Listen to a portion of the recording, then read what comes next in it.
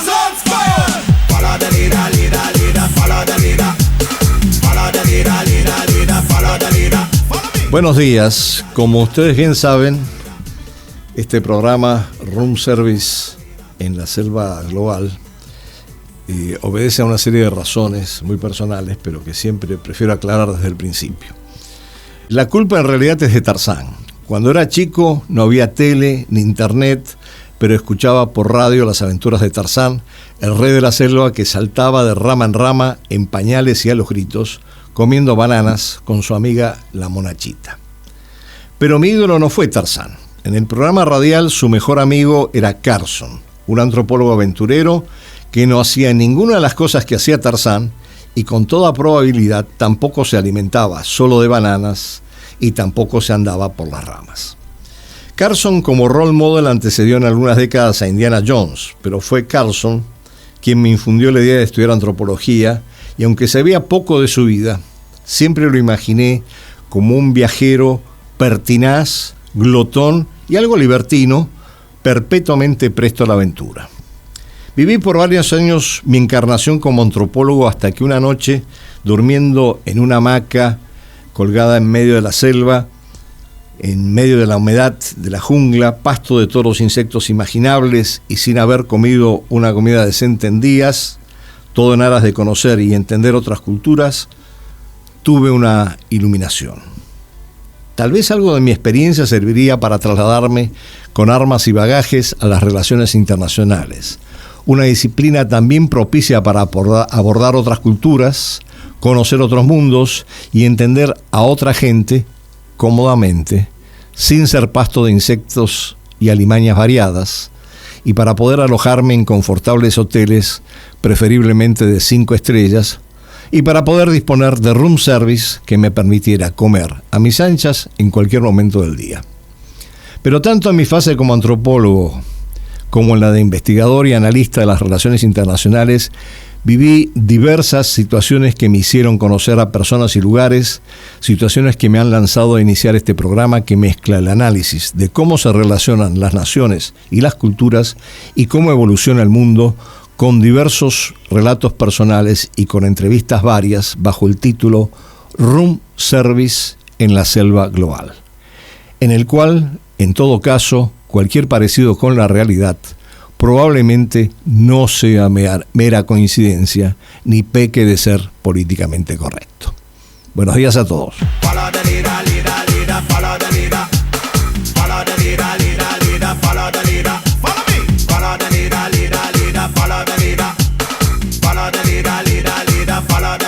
Buenas tardes, como siempre es un placer abordar un tema nuevo de la agenda internacional en este programa. Hoy estamos focalizando nuestra atención en el Indo-Pacífico, un tema que hemos venido trabajando ya hace unos años en el marco de la Coordinadora Regional de Investigaciones Económicas y Sociales. De hecho, en el año 2021, finales, publicamos un número especial de pensamiento propio dedicado justamente a el Indo-Pacífico, que titulamos De dragones, águilas y osos, las nuevas narrativas frente al Indo-Pacífico. Y en este número de la revista desmenuzamos paso a paso un poco cómo venía forjándose este concepto, por un lado, y por otro lado, cómo iba desplazando el concepto de Indo-Pacífico al concepto tradicional de Asia-Pacífico, cómo esto iba a dar lugar a una idea del Indo-Pacífico libre y abierto, que se articulaba también en torno a la idea del Quad, del diálogo cuadrilátero entre India, Japón, Estados Unidos y Australia sobre los temas más que nada de prevención de desastres naturales, porque esto surgió a consecuencia del tsunami a principios del siglo. Y el Quad entonces es un elemento muy importante, pero que es parte de toda la arquitectura estratégica de Estados Unidos en el ámbito del Indo-Pacífico, Y vimos también con más detalle la visión de Japón, Australia y de cada uno de estos actores en ese proceso, incluyendo la India como una potencia con ciertas contradicciones y ambigüedades. Eh, También vimos cómo esto se articulaba o no con algunos esquemas de integración regional, de cooperación y de integración regional, como la Asociación de Estados del Sudeste Asiático, el Acuerdo Comprensivo Económico, eh, que es básicamente impulsado por China, muy potente, el que Estados Unidos se autoexcluyó, y a la vez cómo se iba desarrollando la estrategia de la franja y de la ruta de China en toda la región. Entonces, aquí quizás el elemento que faltaba, y sobre eso volvimos en alguno de los capítulos de ese número, era la concepción del acuerdo del AUKUS. El AUKUS es un acuerdo que se establece entre Australia, Gran Bretaña y Estados Unidos, y es muy interesante de ver porque sí tiene un objetivo eminentemente estratégico militar en términos de eh, dotar a Australia de un armamento nuclear, submarinos nucleares en este caso, de aquí al año 30, y con el apoyo de Estados Unidos y Gran Bretaña. Bueno, todo esto fue analizado con la mirada de hace 5 años en este número que les planteo de la revista Pensamiento Propio, y una de las colaboradoras de ese número justamente va a ser nuestra entrevistada del día de hoy. The room is on fire. Follow the leader, leader, leader, follow the leader. Follow the leader, leader, leader, follow the leader. Follow me. Follow the leader, leader, leader. Buenas tardes nuevamente. Vamos hoy a la entrevista que teníamos prevista, valga la redundancia, con una gran amiga con la que hemos trabajado desde hace muchos años, y que voy a presentar antes de entrar en el tema que nos convoca hoy, que es el tema del Indo-Pacífico, un tema bastante aparentemente postergado dentro de la vorágine de conflictos que se están desarrollando en este momento en un mundo muy turbulento, pero sí un área prioritaria para muchísimos, muchísimos, y particularmente para los actores, los poderes emergentes y los actores ya establecidos que tienen gran peso y gran interés en el despliegue de distintos aspectos del área del Indo-Pacífico, entre ellos no solamente en la parte geoeconómica, que desde luego es importante, pero también en la parte geopolítica. Pero no voy a adentrarme en el tema antes de presentar a mi entrevistada de hoy. Bienvenida, Paz. Paz Verónica Milet García es una académica investigadora del Instituto de Estudios Internacionales de la Universidad de Chile, con más de 20 años de experiencia como investigadora y docente en el área de los estudios internacionales. Ha realizado proyectos para instituciones chilenas como CONICIT y Fundación Andes, y extranjeras como la Fundación Friedrich Ebert, la Fundación Konrad Adenauer de Alemania, la Fundación Ford de Estados Unidos y la Fundación Hewlett, entre otros organismos. Y además ha trabajado sobre temas de seguridad internacional, también relacionados con distintas regiones, pero en particular en relación con el área Pacífico y el área y las relaciones con Estados Unidos. Y en este sentido, recientemente ha publicado justamente un artículo en Foreign Affairs en español sobre el tema de Trump y Chile, en el marco de las nuevas relaciones que se vienen desarrollando con la administración Trump. Así que tenemos mucha tela para cortar con todos estos antecedentes. Bienvenida, Paz, y muchas gracias por haber aceptado la entrevista. Y vamos de lleno al tema que nos convoca de el Indo-Pacífico. Yo creo que en esto quizás para la audiencia es importante clarificar, bueno, qué constituye el Indo-Pacífico y por qué se ha convertido en un área prioritaria para algunos actores del sistema internacional. Arrancaríamos con esa pregunta y después seguiríamos con algunas cosas más detalladas. Antes que todo, Andrés, muchas gracias por la invitación. Bueno, el Indo-Pacífico es una narrativa que entra en contraposición con la tradicional propuesta del Asia-Pacífico liderada por China. Surge como propuesta el Indo-Pacífico desde Japón, ¿no? Pero capta la adhesión y es promovida fundamentalmente dentro de otros actores por Estados Unidos. Se superpone con los intereses de China, pero además se amplía incorporando, dando un rol central a India, que se está constituyendo en la tercera potencia, se proyecta más hacia un sector estratégico para China como es África y también hacia las costas del Pacífico en mayor amplitud y propone además una alianza que no solamente es económica, política, sino geoestratégica, en contraposición, como decía, a la gran estrategia china que asigna un rol fundamental al desarrollo a través de los mares, ¿no? Sí, bueno, de hecho el concepto por primera vez unifica el Océano Índico con el Océano Pacífico en una sola zona estratégica de relevancia, ¿no? Para los distintos actores. Y en ese sentido, creo que sí está claro que la concepción de esa narrativa por parte de Estados Unidos viene desarrollándose en los últimos 10, 15 años, pero ha sido tomada del primer ministro Abe de Japón en su momento, que lo anunció en el 2007, creo, si no me equivoco. Bueno, Sí. y en este sentido, quizás lo primero que habría que ver es preguntarse, bueno, ¿por qué el Indo-Pacífico y no Asia-Pacífico? Porque China insiste en ver la zona dentro de su propia narrativa como el Asia-Pacífico. Hay otros actores euroasiáticos que prefieren utilizar el concepto de Asia-Pacífico y no de Indo-Pacífico como contrapeso a esta visión del Indo-Pacífico que se promueve desde Estados Unidos, ¿verdad?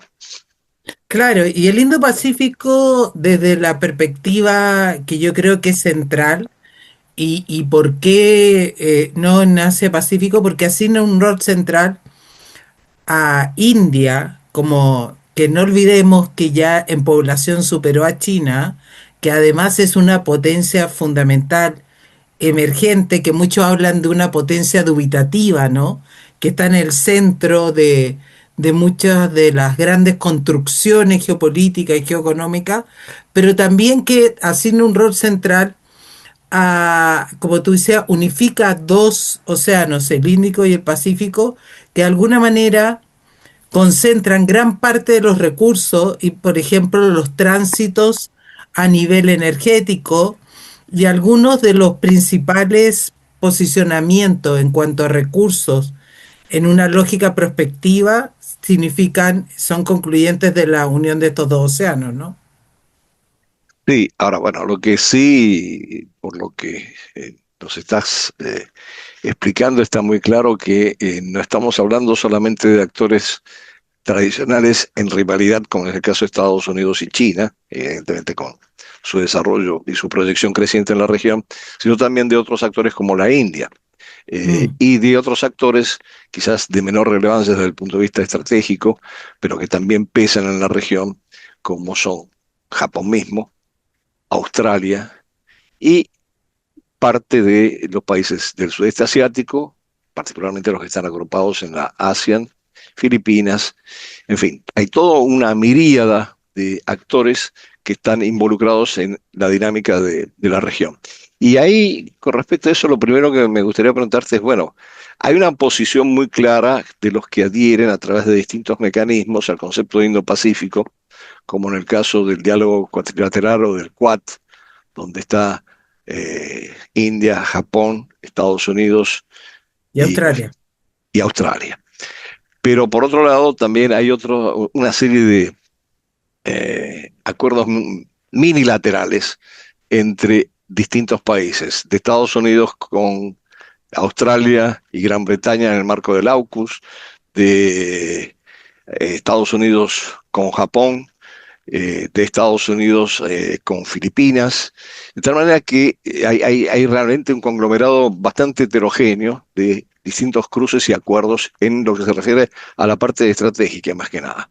Pero también hay como un plano geoeconómico de mucho peso que condiciona muchas veces esto. Particularmente cuando estamos hablando de el acuerdo regional comprensivo que ha sido impulsado por China, en el que no participa Estados Unidos, y por otro lado el marco económico integral que propuso Estados Unidos como contrapeso, sumado a todos los acuerdos que tienen que ver con corredores que enfrentan a la iniciativa de la Franja y de la Ruta, de alguna manera, de China. Entonces, es un cuadro extremadamente complejo. Nos podemos meter en las siglas y perdernos ahí, Mm. pero me gustaría empezar primero y principal por el tema de la Asociación de Estados del Sudeste Asiático, porque no comparte enteramente de la misma manera la visión del Indo-Pacífico que tal como se propone desde Estados Unidos. ¿Cómo lo ves esto? ¿Es como una posición de autonomía estratégica, como una especie de juego de balance y de equilibrio entre China y Estados Unidos? Yo creo que hay dos elementos que aquí son fundamentales, ¿no? Yo lo asociaría a un concepto que ha planteado el ex canciller Heraldo Muñoz de autonomía inteligente, ¿no? Mm, En la lógica de mantengamos la autonomía, pero no nos veamos involucrados privilegiemos el acercamiento con Estados Unidos y con China, pero inteligentemente no nos comprometamos con ninguno de ellos, porque son países que tienen posicionamiento estratégico, pero que también tienen una proyección muy importante por sí mismos, ¿no? Son países muy dinámicos que están estableciendo una línea de contactos, por ejemplo, de vinculación extrarregional, más allá de las determinaciones de las dos grandes potencias. Entonces yo lo veo como una autonomía inteligente, diciendo estoy en alguna manera en una posición bastante difícil. Veo que este es un escenario que sin duda, desde el punto de vista económico, es vital, ¿no? De desarrollar esta autonomía, pero además va acompañado de una situación muy difícil desde el punto de vista del posicionamiento físico, porque nosotros no podemos olvidar que antes de la guerra de Ucrania, ¿no es cierto?, los principales analistas estadounidenses nos hablaban que en una década después el conflicto iba a estar en el mar de China y que hay tensiones permanentes en ese sector. Recientemente se acaba de hacer una cumbre sobre el tema de los mares la semana pasada en Niza, ¿no? Y aunque no se habló de circunstancias geopolíticas fundamentalmente, por ejemplo, no se abordó el concepto Indo-Pacífico, pero sí se habló del tema de los recursos y los manejos de los recursos. Y si uno ve lo que ahí pasó, hay una tensión muy importante en los diálogos entre China y Filipinas, por ejemplo. mm.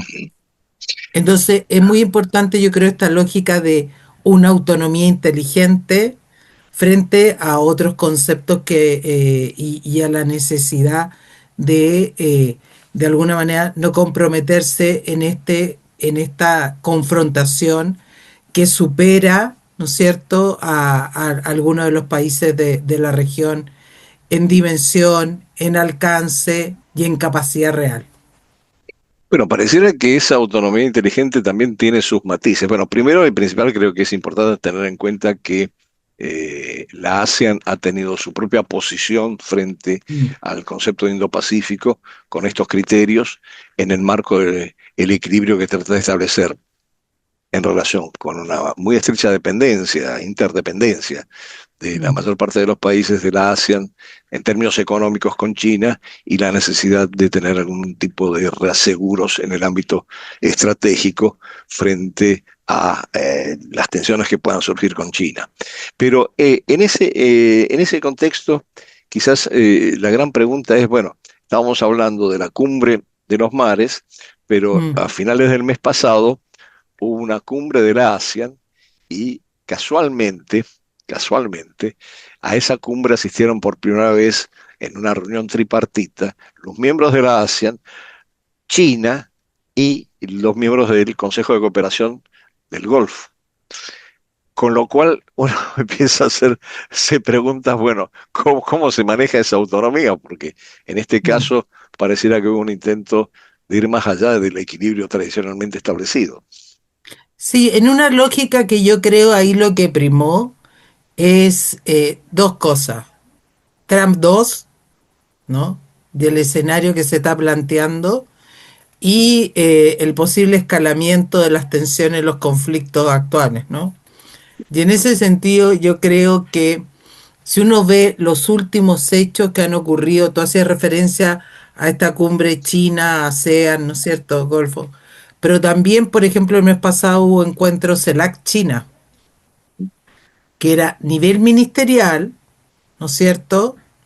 Pero participaron algunos presidentes de la región invitados por Lula. En una idea de lo que se planteó es una diplomacia más benevolente por parte de China, que está cambiando de alguna manera la forma de acercarse a posibles aliados en el escenario que plantea Trump 2 y la fragmentación y la polarización que se está generando y hasta la posibilidad de tensión, ¿no? Yo creo que ahí en gran medida lo que cambia la diferencia de lo que está ocurriendo hasta hace algunos meses y lo que explica mucho de lo que se está desarrollando, como tú decías, es una variación que se percibe en la concepción, en cómo China se está acercando, tratando de hacer contrapeso a esto que se está generando desde Estados Unidos y que se plantea como un fenómeno más que de corta data, porque algunos dicen que va a ser algo muy circunscrito a los 4 años de Trump, un tema que ya pueda significar un cambio estructural. Y en ese Ujú. escenario, yo creo que China está planteando un escenario distinto, un posicionamiento, un acercamiento distinto, ¿no?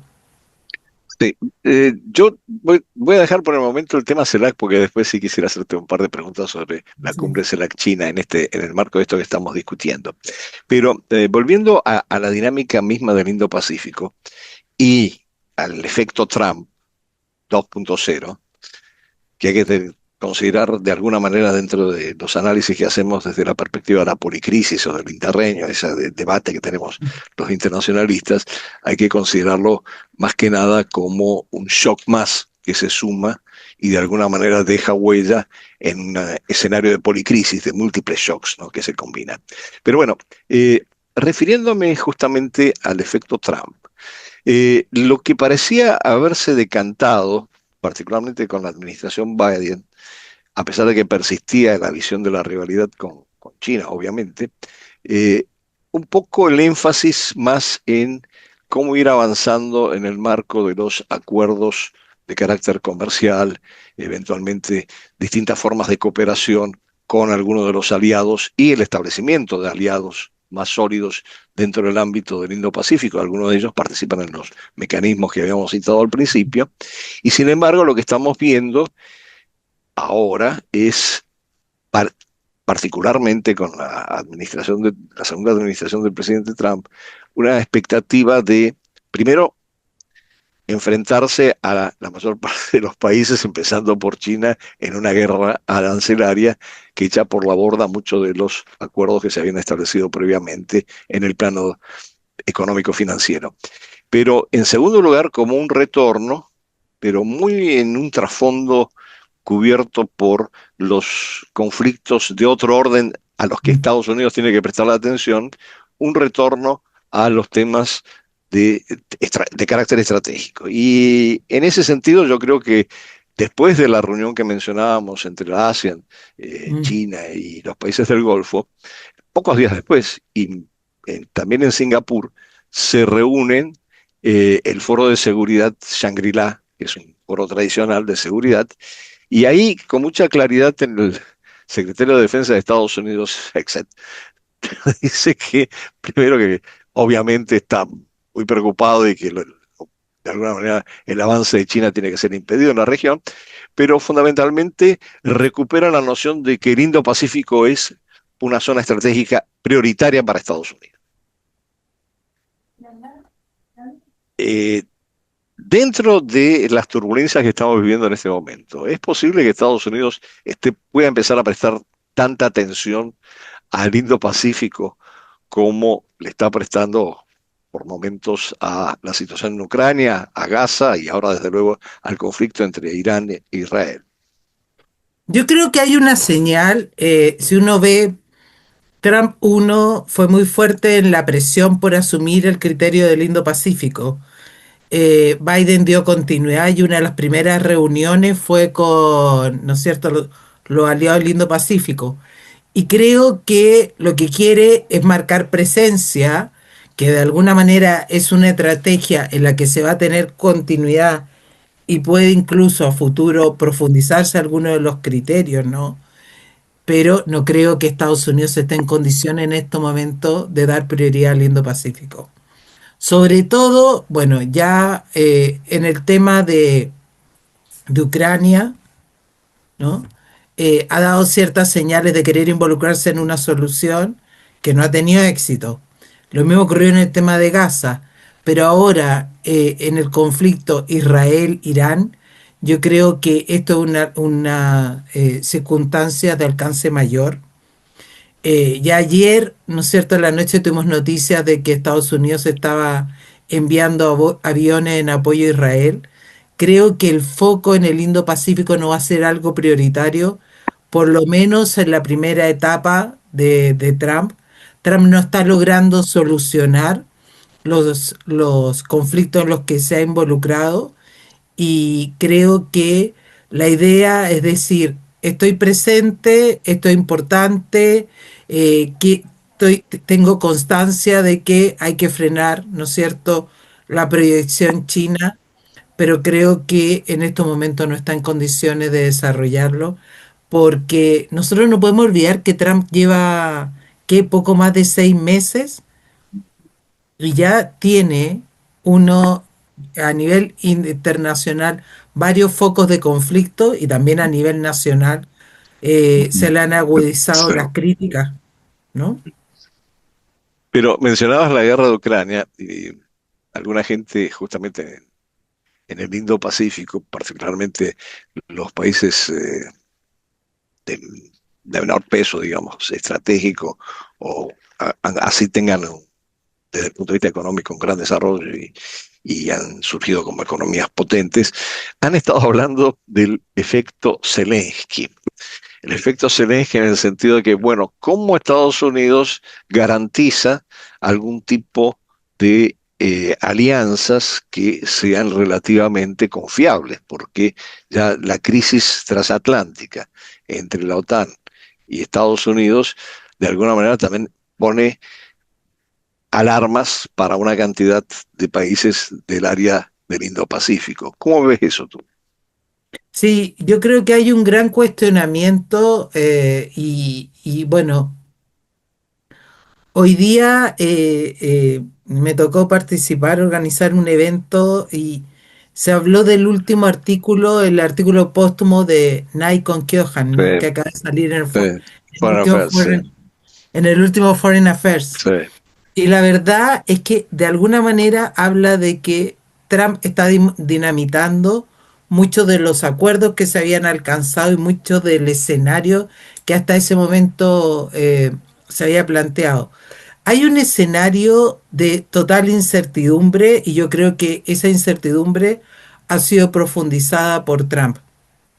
Eh, de alguna manera, lo que hemos visto en estos meses ha sido un avance y un retroceso, señales hacia lo que son socios tradicionales para posteriormente retroceder, ¿no? A mí me ha tocado participar en varios foros y la verdad es que el consenso es que no hay posibilidad de leer hacia dónde va caminando el gobierno de Estados Unidos.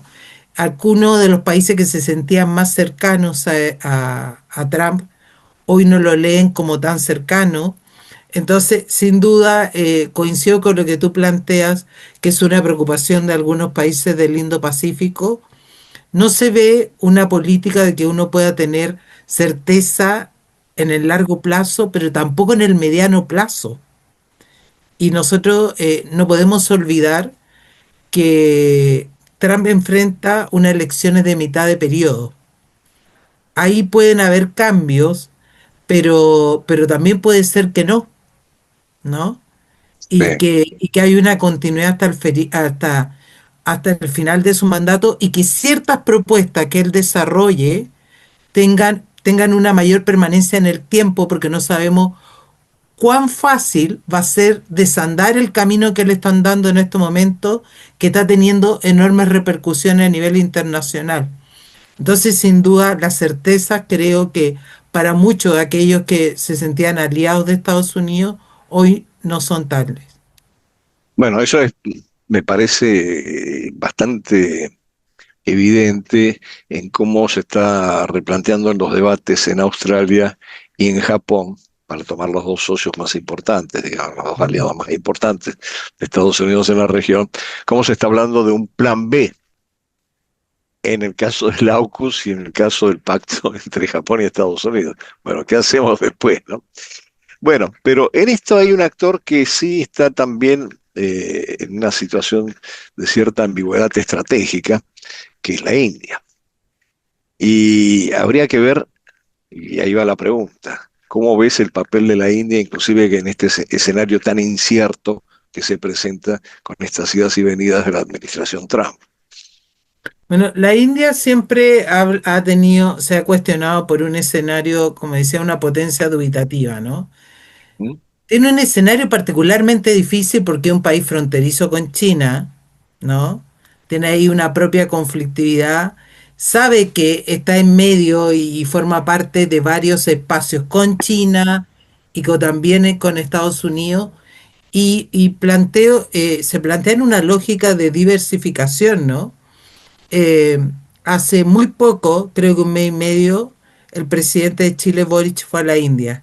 Y a mí me llamó mucho la atención el discurso que dio el anfitrión, de queremos abrir nuevos espacios, queremos diversificar, sabemos que jugamos un rol central en estos momentos, pero también entendemos que tenemos que asumirlo con tiempo, con una proyección meditada y asumiendo realmente, ¿no?, el rol que hoy ocupamos en el escenario internacional. Creo que hoy más que nunca la India está siendo consciente del rol que juega en el escenario internacional, la tercera potencia, pero no quiere verse involucrada en este escenario de tensión China y Estados Unidos porque sabe además que tiene un posicionamiento muy difícil, pero creo que está saliendo con mucha mayor dinamismo hacia la diversificación de sus intereses y hacia la construcción de espacios, ¿no?, de influencia como antes no lo hizo. Y esta posición que podríamos llamar cautelosa en algunos aspectos por parte de la India, de cómo maneja su relación en estas turbulencias. Ahora volviendo al tema de la CELAC, ¿cómo ves tú el papel de China, particularmente en relación a América Latina? Porque la cumbre China-CELAC suena a que tenía una agenda claramente definida desde China y no sé hasta qué punto estaba definida o te generaba reacciones más o menos colectivas por parte de América Latina. Sí, yo creo que China esperaba un compromiso mayor, ¿no? Y desde ahí es como esta vinculación de invitar a los presidentes, porque no olvidemos que ya China ha hecho dos documentos, dos libros blancos, en que ha definido claramente cómo quiere que sea la vinculación a través de CELAC. Tiene un plan de acción, ¿no? Y espera mayor compromiso de una CELAC que, claro, se plantea en una lógica de contraparte de la región desde una vocería, pero que tiene una debilidad institucional muy importante, ¿no? Que esta es precisamente la falta de institucionalidad. Entonces no hay capacidad de consensuar posiciones. eh, lo mismo que pasó en la cumbre anterior con la Unión Europea Bruselas, que Bruselas se quejó de esto de la conducción rotativa. Finalmente el socio más fuerte no estaba en la conducción y, y, y, y la cumbre en Bruselas quedó muy debilitada. Lo mismo yo creo de alguna manera pasó ahora con China.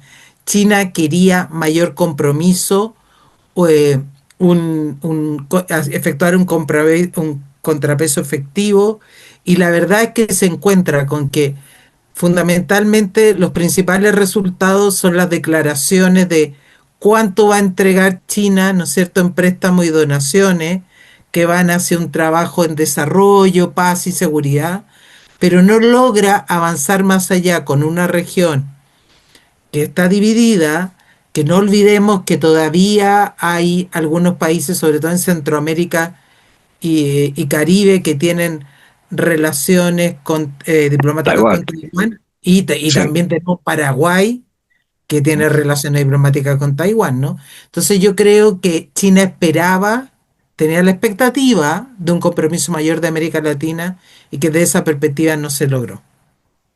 Bueno, justamente en uno de los programas anteriores conversábamos con nuestra colega y amiga Marta Ardila sobre el tema de la CELAC y la próxima reunión de la CELAC en Colombia, CELAC Unión Europea, y qué expectativas se podía tener. Y un poco la preocupación es hasta qué punto esa falta de institucionalidad y esa falta de consenso dentro de la CELAC permitirá avanzar en algunos de los puntos importantes de la agenda común birregional, ¿no? Pero bueno, pero eso es otro tema sobre el cual podremos volver en algún momento, porque ahora sí estamos concentrados en el Indo-Pacífico y China de alguna manera también asume un rol de vocero del tercer mundo y, perdón, me corrijo, ahora no es el tercer mundo, el sur global. Sí, como vocero del sur global, particularmente en el marco de los BRICS, insiste sobre ese papel. Y la gran pregunta es, bueno, ¿hasta qué punto también las dificultades que tiene su propia economía en este momento, que es un debilitamiento, pero también su proyección, más allá del acuerdo con las Islas Salomón y con las Islas Cook, su propia proyección en el ámbito del Indo-Pacífico, hasta qué punto no limita una proyección global mayor que pudiera esperar China, basándose en su red de alianzas en el ámbito del Indo-Pacífico? Sí, yo creo que ahí hay un tema muy interesante. Hace poco me tocó conversar con Gilberto Rodríguez, un amigo en Sí, común, y sí. conversábamos sobre el tema de los BRICS, ¿no?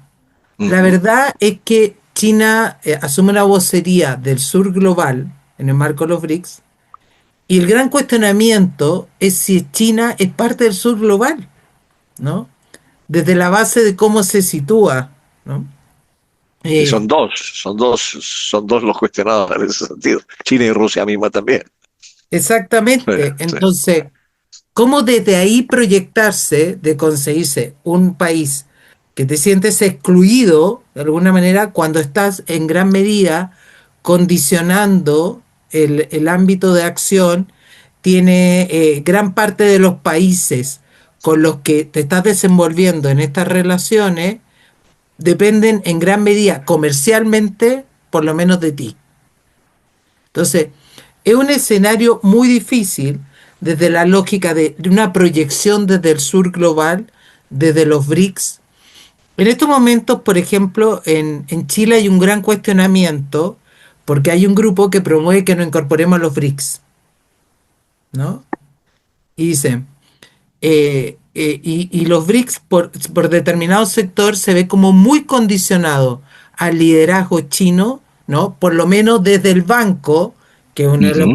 principales financistas, pero se cuestiona si esto va a ser, si hay una proyección real desde China de un espacio que no se sabe si realmente le es representativo o no. Y yo creo que ahí hay un gran debate. Había grandes expectativas de que este debate se debatiera, valga la redundancia, con mayor profundidad en la reunión de Brasil ahora de los BRICS, Ujú. pero como Brasil es sede de COP30 el mismo año Sí. de los BRICS, eso de alguna manera disminuye. Yo no creo que desde ese espacio China pueda proyectarse porque hay una gran lógica de contraindicación en su propia identidad como miembro de este espacio, ¿no? Claro, bueno, de alguna manera también hay que tener en cuenta que en la medida en que el tándem Rusia-China, por lo menos en este momento ha asegurado su retaguardia estratégica en el marco de Eurasia, Mm. lo que está sucediendo en grado significativo en el caso de los BRICS, ¿no? Hay mucho del formato de la Organización de Cooperación de Shanghái que están absorbiendo en el caso de los BRICS. Muy interesante el fenómeno, pero bueno, eso es tema para otro programa. Pero yo creo que ahí es significativo también cómo el espacio eurasiático se consolida, pero no termina de proyectarse por varias razones. Una de ellas, evidentemente, es lo que estamos hablando de China, con respecto a su proyección en el Indo-Pacífico. La otra, obviamente, es la guerra de Rusia con Ucrania, que son elementos que obstaculizan una mayor proyección de ese espacio euroasiático. Pero bueno, esto es, como digo, un tema para una discusión de otro tipo, en otro momento. Pero quisiera cerrar con una pregunta y agradeciéndote el tiempo dedicado a esta conversación enriquecedora. ¿Cómo estás viendo de aquí en adelante la dinámica del Indo-Pacífico? Ya me dijiste, en alto grado de incertidumbre con Trump Mm. 2.0, pero ¿qué puede llegar a suceder a mediano y corto plazo si empiezan a apagarse, como aspira Trump, los fuegos de los conflictos donde él supone que puede, sí, en 24 horas resolver algunos de los conflictos existentes, cosas que no ha resultado y que ahora se agravan? Exactamente, yo creo que, a ver, yo me planteo dos escenarios. Creo que si se logra disminuir el nivel de tensión que vemos que no está pasando, Trump va a dar como ya se planteó, ¿no es cierto?, en Singapur, va a haber una mayor profundización en los BRICS, perdón, en el Indo-Pacífico, hacia una proyección, ¿no? Yo ya veo, esto es un intento, por ejemplo, nosotros lo percibimos en Piñera 1, en Piñera 2, donde salió una política de defensa chilena que hablaba del Indo-Pacífico como el contexto, ¿no es cierto?, en el que nosotros nos desenvolvíamos y una de las áreas de mayor conflictividad a nivel internacional. Esa política de defensa que no fue aprobada por el Congreso, de alguna manera es de una presión muy fuerte hacia una proyección del concepto de Indo-Pacífico y asumirlo sobre todo en un escenario como el Indo-Pacífico se proyecta, eh, también, ¿no es cierto?, hacia África, India, pero también un poco más hacia las costas latinoamericanas, en contraposición a fenómenos que se están viendo en ciertas regiones, como por ejemplo nuestra propia América Latina, con lo que es la construcción del megapuerto de Chancay en Claro. Perú, ¿no es cierto?, que generan preocupación en Estados Unidos. Pero si las situaciones no logran, ¿no es cierto?, disminuir en cuanto a conflictividad estos tres conflictos, y que también no podemos olvidar que puede ser una posibilidad de que escalen también. El conflicto, por ejemplo, Israel-Irán, y involucren otros actores, ahí creo que puede también verse afectado el Indo-Pacífico por ciertos intereses que hay en torno a la zona. Pero creo que China está generando una capacidad real de desarrollar un contrapeso. China ha jugado un rol bastante importante en lo que es la guerra de Ucrania, no involucramiento, ¿no? ¿Mm? Y además se ha visto muy favorecida, por ejemplo, a nivel energético por la guerra, pero creo que si esto se logra disminuir el nivel de tensión, Estados Unidos puede profundizar la proyección del Indo-Pacífico, sino más bien establecer una estrategia de mayores contrapesos frente a una posible proyección estratégica de China, que creo que hoy es lo que realmente le preocupa en un escenario futuro, más allá de lo que hoy se está desarrollando. Sí, por lo menos así fue expresado retóricamente por Hexet en la reunión que Exactamente. mencionábamos de Shangri-La, ¿no? Bueno, vamos a ver qué nos depara este mundo de incertidumbres de aquí en adelante.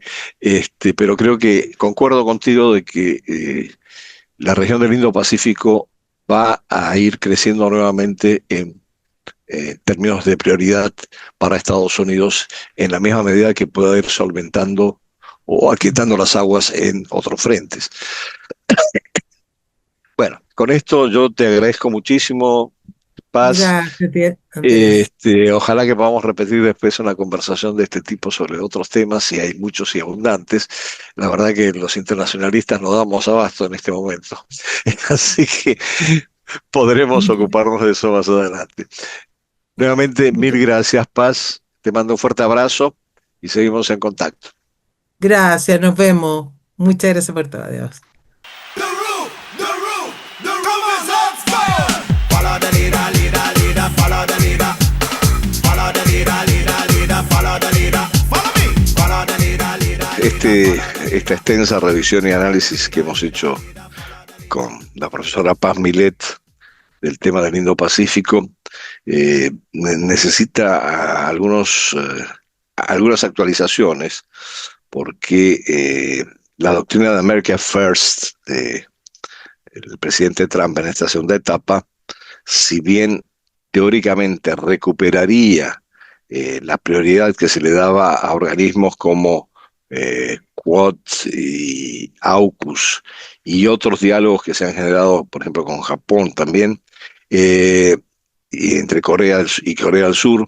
Sin embargo, la gran pregunta es si dentro de esta doctrina de America First, si no hay un replanteamiento de las alianzas, no solo en el marco transatlántico, como se está dando en relación con la OTAN y la Unión Europea, sino también en el ámbito del Indo-Pacífico. Y ahí hay una gran preocupación, eh, más que nada porque hay una revisión de las alianzas de Estados Unidos en la región, con un criterio muy claro en términos de eh, proponerse a replegar a las tropas, revisar los acuerdos de defensa, frenar la ayuda exterior y redirigir recursos hacia asuntos domésticos. Y esto pone en cuestión no tanto el Quad, pero que sí se ve afectado, por ejemplo, por lo que pasó con USAID, porque algunos fondos venían de ahí, y sino también en el caso del AUKUS específicamente. El AUKUS es un acuerdo entre Gran Bretaña, Estados Unidos y Australia, que se hizo además a costa de un contrato que debía tener Francia con Australia, y que generó también algunas turbulencias diplomáticas, pero lo cierto es que el AUKUS ahora hay como grandes preguntas sobre si en el marco de de esta política estadounidense de restringir los gastos y redireccionarlos hacia los gastos domésticos, si no se va a ver afectado, porque para Australia es fundamental poder contar con esa capacidad en términos de submarinos nucleares de aquí a unos años, en la eventualidad de necesitar contrabalancear la presencia china en la región. Entonces, aquí hay toda una serie de dudas, si bien, como sí mencionamos recién en el programa, en el foro de Shangri-La, el ministro de Defensa, el secretario de Defensa, Pete Hegseth, aseguró que el Indo-Pacífico volvía a ser la prioridad para Estados Unidos desde el punto de vista estratégico. Lo que estamos enfrentando en este momento es una situación en donde prácticamente toda la atención de Estados Unidos se ve absorbida principalmente por los recientes desarrollos en Medio Oriente. Y eso es particularmente preocupante y alarmante para los aliados tradicionales de Estados Unidos en la región del Indo-Pacífico. Bueno, esto era nada más que para complementar y actualizar algunos de los elementos de la entrevista previa. Y ahora pasaremos, sí, como es habitual, a leer un cuento que se enmarca en el contexto de lo que ha sido, bueno, mis experiencias de viajes en general, pero en particular en la parte de Asia, y que se denomina Ping Pong, que probablemente les resulte un poco sorprendente. En todo caso, es parte del libro, como ustedes bien saben, Comida Diario de un Antropólogo Hambriento. Ping Pong. En uno de nuestros viajes con mi esposa a Asia, un destino obligado y largamente soñado era Bangkok. Tuvimos suerte y aparte de conseguir pasajes a buen precio, encontramos una oferta especial para alojarnos en el Hotel Conrad en una suite inmensa con vista sobre la ciudad. Tenía un baño espectacular que incluía una bañera para dos. Pero lo más importante era que ofrecía una cena en la habitación con platos de las 4 cocinas asiáticas más importantes: la tailandesa, la cantonesa, la india y la japonesa. No pudimos resistirnos a tamaña tentación y el segundo día de llegar a Bangkok, cansados de la gira turística diaria, nos bañamos en la fabulosa bañera y pedimos la cena de las 4 cocinas. Fue como pasear por gran parte de la gastronomía de la región a través de la degustación de 2 docenas de platos, cada uno con su propia impronta y sabor, y a la vez inolvidables e indescriptibles en todo su esplendor a tantos años del viaje. Y con toda seguridad nos quedamos cortos porque, como mencioné en otro de los relatos, solamente la gastronomía china ofrecía 8 cocinas diferentes. Pero más inolvidable fue la visita que una noche hicimos al barrio de los burdeles. Por recomendación del ginecólogo de mi esposa, que nos dijo que no podíamos perdernos los espectáculos de ping-pong que habían surgido durante la guerra de Vietnam, cuando mandaban a los soldados estadounidenses a descansar en Bangkok. Y fuimos temprano, bajo su recomendación, en la noche, cuando el barrio recién estaba entrando en ebullición, y elegimos un local al azar que anunciaba el espectáculo con un inmenso cartel en inglés. Más que nada intrigados por de qué se trataba eso. Había poco público, solo algunas parejas occidentales curiosas y de mediana edad, porque parecía que la verdadera acción empezaba más tarde en la noche. Nos sumamos a ese público y nos instalamos en una mesa cercana al escenario. El espectáculo comenzó un poco después con algunas tailandesas semidesnudas o desnudas de la cintura para abajo que subieron bailando a destiempo al escenario. Las mujeres introducían algún objeto en sus vaginas y lo lanzaban con mucho envión hacia los clientes. Si mal no recuerdo, empezaron con objetos pequeños hasta comenzar a lanzar objetos de mayor tamaño. Soplaron con sus vaginas las velitas de una torta y las apagaron de una sola vez. Una de ellas tocó el clarinete, le pidió que afinara un poco más al interpretar la melodía, y otra disparó dardos sobre un par de globos dispuestos al efecto con gran puntería. Ya casi al final del espectáculo, dispararon una andanada de las famosas pelotitas de ping-pong. Nos habían munido además de las raquetas necesarias como para poder hacer rebotar las pelotas. Y como remate final, una de ellas comenzó a introducirse bananas para lanzarlas al público. La curiosidad y la paciencia de mi esposa se agotaron en ese punto. Jalándome de la manga de mi camisa, me dijo: «Ni se te ocurra agarrar una de esas bananas». Aunque no habíamos cenado, no estaba en mis planes hacerlo y mucho menos comerme una. Tampoco hubiera tenido tiempo. Mi esposa me arrastró hacia la salida, previo a exigirme que pagara y repartiera unas generosas propinas entre las bailarinas que, como es obvio, fueron bien recibidas. Más tarde, mi esposa escribió una crónica sobre el ambiente familiar que reinaba en el local. En un rincón había una niña de pocos años haciendo su tarea escolar.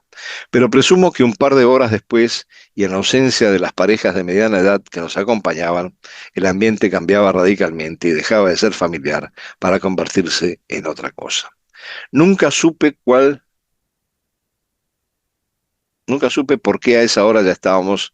Nunca lo supe porque a esa hora ya estábamos en un tuk-tuk camino al hotel. Y en la cena, por alguna extraña razón, evitamos las deliciosas bananas fritas.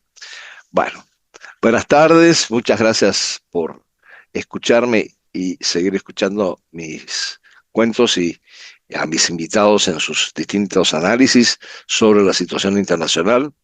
Y les informo que voy a estar ausente 3 semanas, pero ya hemos pregrabado una serie de programas que ustedes van a tener la oportunidad de escuchar en sucesivos lunes de aquí en adelante. Bueno, gracias nuevamente y muy buenas tardes.